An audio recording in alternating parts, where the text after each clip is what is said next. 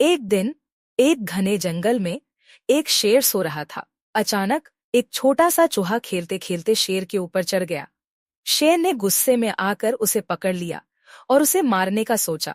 चूहा घबराकर शेर से बोला, मुझे छोड़ दो, एक दिन मैं आपकी मदद करूंगा।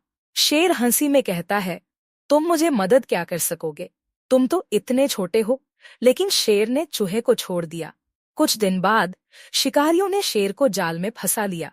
शेर ने जोर जोर से दहाड़ा, लेकिन वह जाल से बाहर नहीं निकल सका। चूहा शेर की आवाज सुनता है और तुरंत वहां पहुंचता है।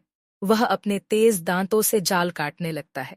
धीरे धीरे वह पूरा जाल काट देता है और शेर को आजाद कर देता है।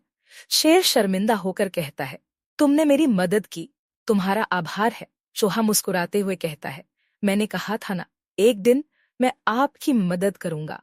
मूलक, कोई भी इतना छोटा नहीं होता कि वह बड़ा फर्क न डाल सके। दया और विनम्रता से भरोसा और मदद की डोर बनती है।